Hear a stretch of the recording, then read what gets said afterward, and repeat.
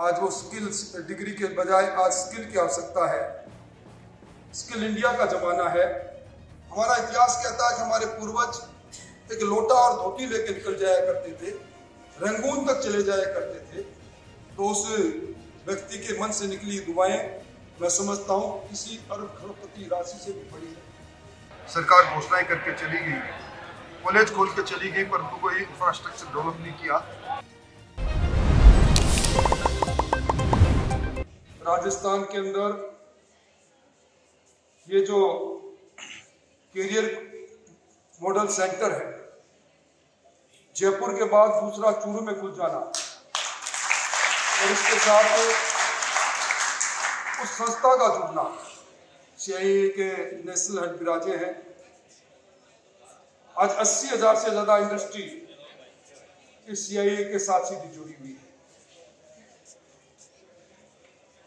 मुझे याद आ रहा है जब भी मैं इधर से गुजरता रहा या विद्यार्थी परिषद के कार्यकर्ता मांग करते रहे कि हमारे यहाँ शिक्षण की व्यवस्था है पर स्किल के साथ हम कैसे जुड़े। आज वो स्किल्स डिग्री के बजाय आज स्किल की आवश्यकता है। स्किल इंडिया का जमाना है और इस जमाने के अंदर इस प्रकार का कार्यक्रम गौरीशंकर जी ने पहले भी मेरी बेटी मेरा गौरव, फिर अपने पिताश्री के नाम से एक स्कॉलरशिप के माध्यम से वंचित वर्ग के बच्चों को एक मौका दिया कि आप इस देश और प्रदेश के किसी भी कोचिंग इंस्टीट्यूट में चले जाओ, फाउंडेशन शिक्षा के अंदर 80% से ज्यादा नंबर लो। ये बहुत बड़ी बात थी और आज सीधा रोजगार के साथ जुड़ने वाले, स्किल के साथ जोड़ने का काम आपने किया। इससे बड़ी खुशी की कोई बात नहीं हो सकती। प्रतिवर्ष 50 लाख 60 लाख से ज्यादा खर्च होने पर आप अपने पुरुषार्थ से अर्जित धन में से धन लगाकर हमारी भावी पीढ़ी को राह दिखाने के लिए आपने जिस कैरियर मॉडल सेंटर को प्रारंभ किया है, निश्चित तौर पर गौरीशंकर जी, अपने यहाँ कहा जाता है कि बातरा और भिजड़ा दो ही बचे, बात ही बचेगी। ये बच्चे जब यहाँ से इस कैरियर सेंटर के माध्यम से अपने भावी जीवन को तराशने के लिए मजबूत कदमों से आगे बढ़ेंगे। और अभी सौरभ जी कह रहे थे कि मौका ऐसा भी आएगा जब किसी अंतर्राष्ट्रीय कंपनी में यहाँ इस कोचिंग सेंटर से स्किल किया हुआ बच्चा किसी कंपनी का हेड बनेगा, बड़े पदों पर जाएगा, हम उससे सम्मानित करेंगे। निश्चित तौर पर ये मौका आएगा। मैं इस मौके पर हरलाल जी को इस बात के लिए भी बधाई देना चाहूंगा। लंबे समय से यहाँ कृषि महाविद्यालय की मांग थी।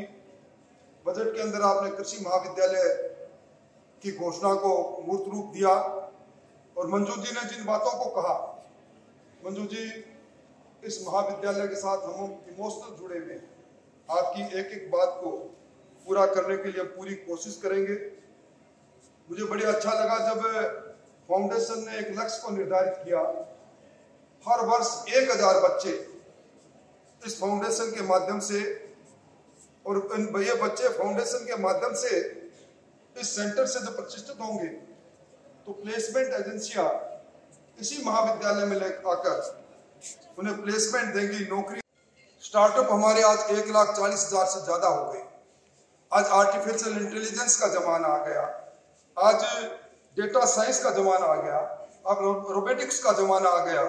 इस जमाने की रफ्तार के साथ हमें आंखें मिलाकर चलना है, हमें उन चुनौतियों को स्वीकार करना है।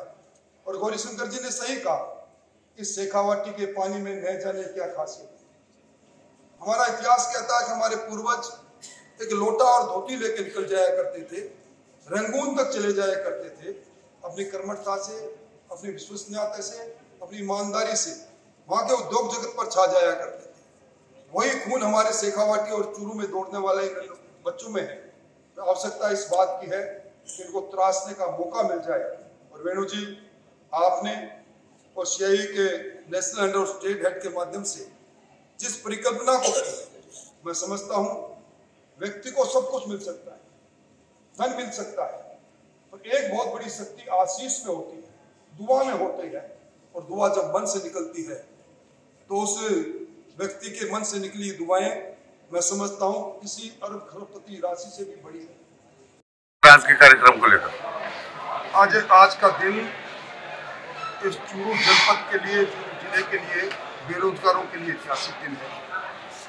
CII जैसी प्रतिष्ठित संस्था के साथ MOU करके गौरीशंकर निर्मला देवी फाउंडेशन ने यहाँ एक सेंटर प्रारंभ किया है। मैं समझता हूँ आने वाले समय में स्किल के साथ जोड़कर यहाँ के बच्चों को रोजगार मिलेगा। इस फाउंडेशन के द्वारा प्रतिवर्ष 50 लाख से लेकर 1 करोड़ रुपया खर्च किया जाएगा। फैकल्टी उन्हें टीच करेगी और ये बच्चे यहाँ से स्किल प्राप्त करके CII के माध्यम से देश की 80,000 इंडस्ट्रीज जो उनसे जुड़ी हुई है वहाँ रोजगार को प्राप्त करेंगे। रोजगार उन्मूलन की दृष्टि से ये कार्य एक पुनीत कार्य है। इसके लिए मैं गौरीशंकर जी को बहुत बहुत धन्यवाद देना चाहता हूँ कि पिछले वर्षों में चाहे कोर्स खोलने की बात हो, चाहे फैकल्टी को खोलने की बात हो, सरकार घोषणाएं करके चली गई, कॉलेज खोल के चली गई, पर कोई इंफ्रास्ट्रक्चर डेवलप नहीं किया। अब यहाँ के विधायक महोदय ने कुछ बातें उठाई है बुनियादी तौर पर, मैं भी उनका सहयोग करूँगा और आने वाले समय में लोहिया महाविद्यालय इस पूरे राजस्थान का एक आदर्श महाविद्यालय के रूप में बने, संस्कृति का अच्छा केंद्र बने, इसके लिए हमारा प्रयास है।